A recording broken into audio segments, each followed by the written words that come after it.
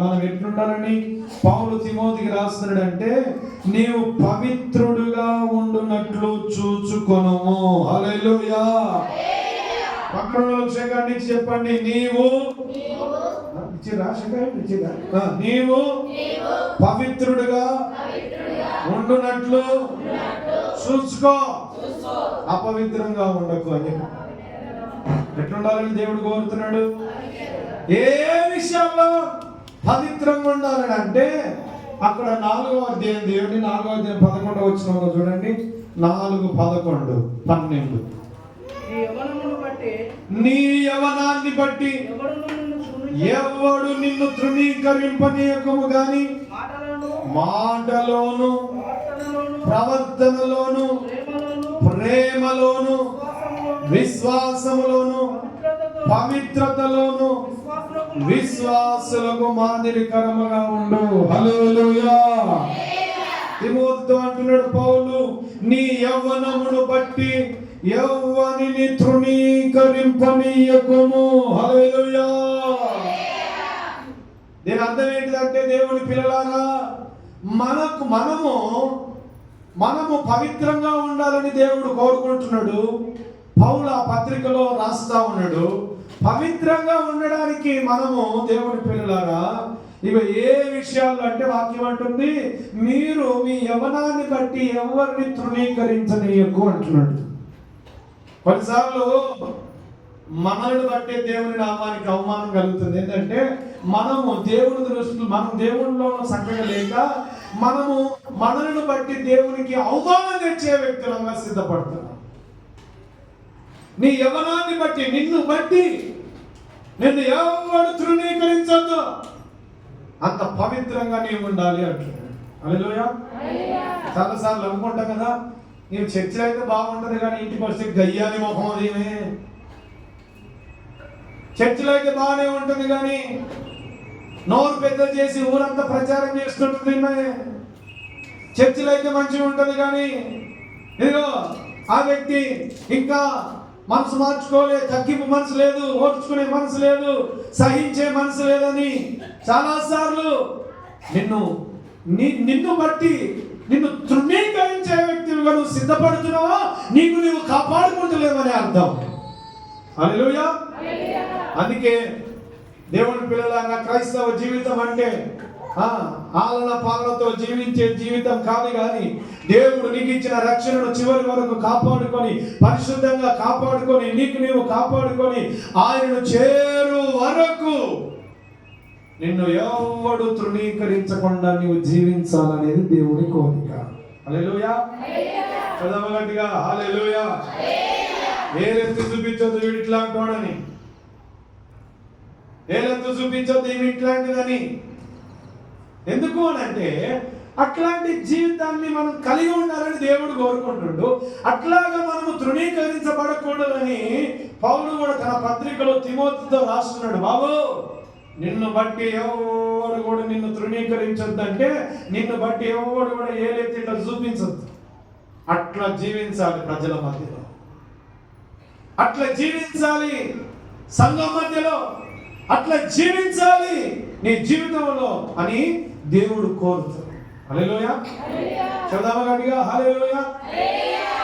అర్థమైతున్న దేవుడి స్తోత్రం చెప్పండి గట్టిగా. మనము కాపాడుకోవాలి. ఏం చేయాలమ్మా? కాపాడుకోవాలంటే ఏం చేయాలంటే, మనం పరిశుద్ధంగా ఉండడం నేర్చుకొని, మన మీద ఎవరు కూడా నిందేసేవారుగా, మనల్ని తృణీకరించేవారుగా, మనల్ని ఏలెత్తి చూపించేవారుగా ఉండకుండా మనం బ్రతకాలి. హల్లెలూయా. మన విశ్వాస వాక్యములు అంటాడు, మాటలోను, దేనిలోను? నీ మాటలు దేవుని పిల్లలుగా మనం ఉన్నాం కాబట్టి, మన మాటలు కూడా ఇతరులతో మాట్లాడినప్పుడు వాళ్ళ కృపా సహితంగా మన మాటలు ఉండాలి. తర్వాత గాయపరిచినట్లుగా ఉండొద్దు, అవమానపరిచినట్లుగా ఉండొద్దు. మన మాటల ద్వారా ఇతరులకు మాదిరిని చూపించే వ్యక్తులముగా ఉండాలి. నీ మాటలను బట్టి నిన్ను ఏలెత్తి చూపించి దేవుడికి అవమానం కలిగజేసే వ్యక్తులుగా నీవు ఉండొద్దని దేవుడు కోరుతున్నాడు. అందుకే దేవుడు నీ మాటల విషయంలో నీకు మేము ఏం చేసుకోవాలి? కాపాడుకో. హల్లెలూయా. నీకు నువ్వు ఏం చేసుకోవాలి? జాగ్రత్త. ఎందుకు జాగ్రత్త అంటే ప్రతి మాటను బట్టి అంట దేవుడు మనల్ని తీర్పులోకి తీసుకొని వస్తాడు అని ఉంది. ఈరోజు ఏమైపోయిందంటే భక్తి చాలా చులకనైపోయింది. ఈ రోజుల్లో ఏమైపోయిందంటే భక్తి చాలా నిర్లక్ష్యం అయిపోయింది. అయిపోయి నిర్లక్ష్యంగా జీవితాన్ని జీవిస్తున్నాం. ఒకరోజు తీర్పు ఉంది. ఆ తీర్పు దినాన్న అమ్మ వినండి, ఇక్కడున్న వారు ఎవరు ఆయన సన్నిధికి చేరుతారా?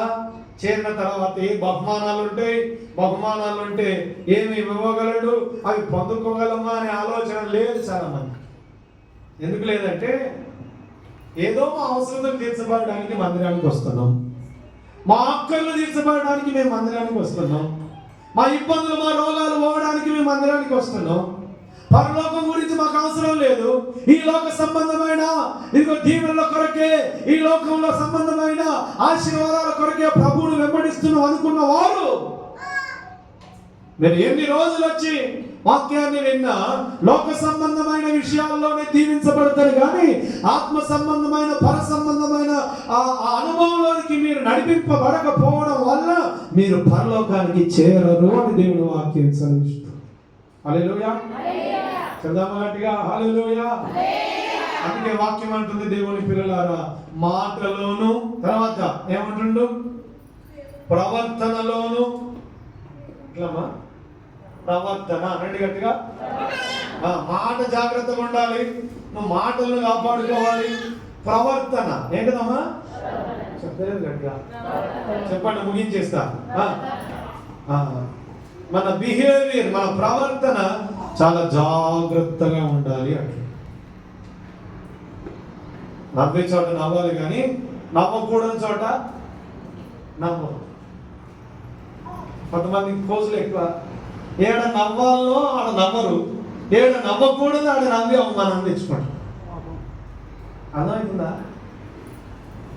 ఏడ ప్రవర్తించకూడదు అలా ప్రవర్తించదు, కానీ ప్రవర్తించని చోట పిచ్చి పిచ్చిగా ప్రవర్తించి తమ విలువను పోగొట్టుకుంటున్నారు.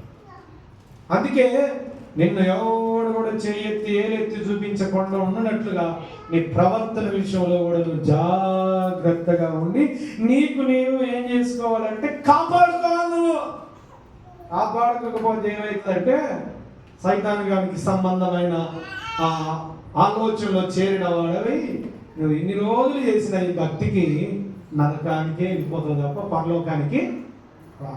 హల్లెలూయా. చదువు గట్టిగా హల్లెలూయా. విశ్వాసములోను, తర్వాత ప్రేమలో కూడా మనం మాదిరి చూపించాలి.